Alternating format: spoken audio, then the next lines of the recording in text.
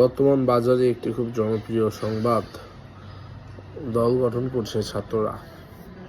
আসলে দল গঠন করছে বললে ভুল হবে।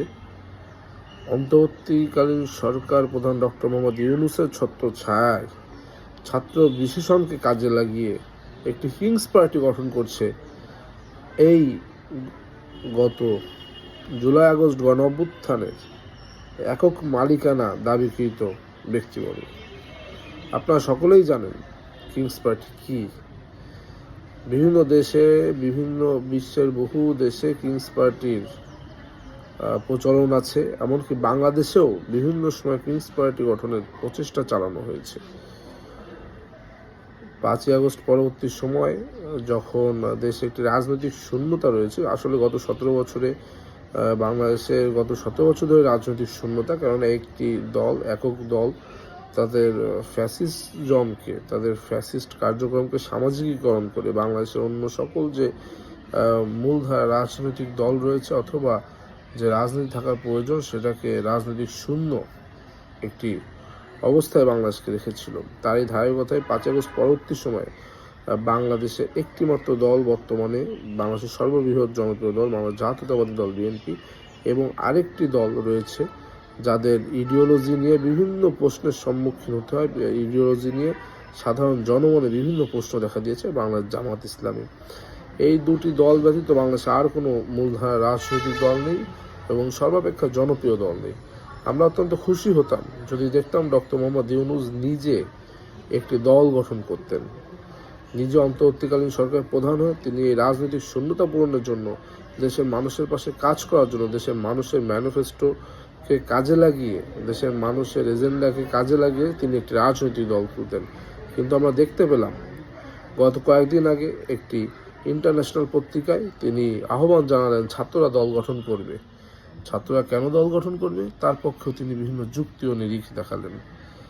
আপনারা সকলে জানেন কিংস পার্টি কি। কিংস পার্টি হলো একজন রাজা তার ক্ষমতা থাকাকালীন অবস্থায় নিজে সে পার্টি গঠন করে না, কিন্তু তার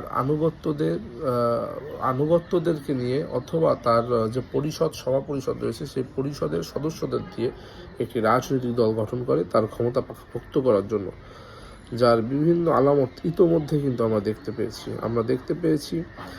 একটি দল গঠনের পূর্বেই অন্তর্বর্তীকালীন সরকারের উপদেষ্টারা, যা বাংলাদেশের বহুল প্রতীক্ষিত জাতীয় নির্বাচনের পূর্বেই স্থানীয় সরকার নির্বাচন দেওয়ার জন্য বিভিন্ন ধরনের আগ্রহ প্রকাশ করছে এবং তথ্য বাজারে ছেড়েছে।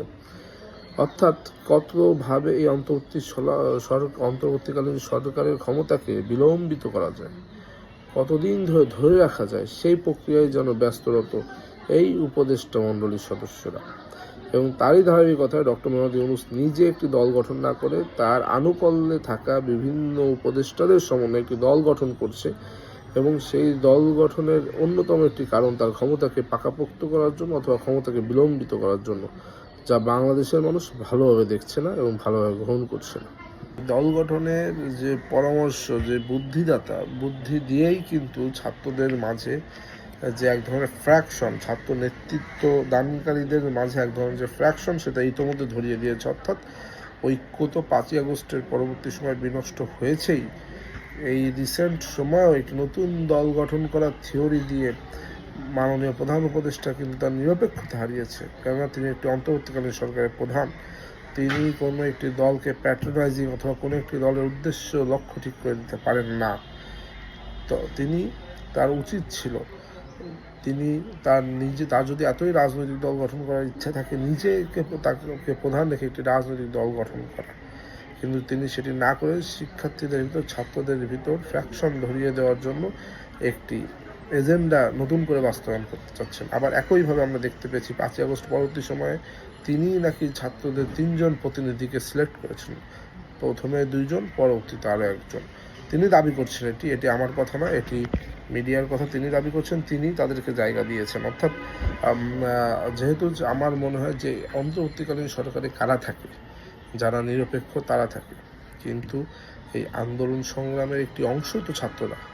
আন্দোলন সংগ্রামের একটি পক্ষের অংশ তো বিএনপি, আন্দোলন সংগ্রামের একটি পক্ষের অংশ তো জামাত ইসলামী, আন্দোলন সংগ্রামের একটি পক্ষের অংশ তো ফ্যাসিবাদ বিরোধী সকল রাজনৈতিক সংগঠন। তারা কেউ যখন ওই গভর্নমেন্টে জায়গা নিল না, কিন্তু ঠিক সেই সময় এই ঐক্যের বিনষ্ট করার জন্য একটি এজেন্ডার অংশ হিসেবে, এই ঐক্য বিনষ্ট করা এজেন্ডার অংশ হিসেবে দুইজন ছাত্র প্রতিনিধিকে কিন্তু জায়গা করে দেওয়া হয়েছিল এবং তারা স্বাচ্ছন্দ্যে তা গ্রহণ করেছিলেন।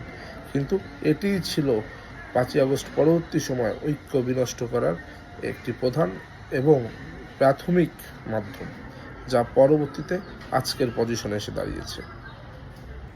বাংলাদেশের সপক্ষের শক্তির একজন নাগরিক হিসেবে, বাংলাদেশের সপক্ষের শক্তির রাজনৈতিক দলের একজন কর্মী হিসেবে, বাংলাদেশের এই যে নতুন নতুন দল গঠন হচ্ছে, এই সকল ধরনের গণতান্ত্রিক যে প্রক্রিয়া রয়েছে তাকে আমরা সাধুবাদ জানাই।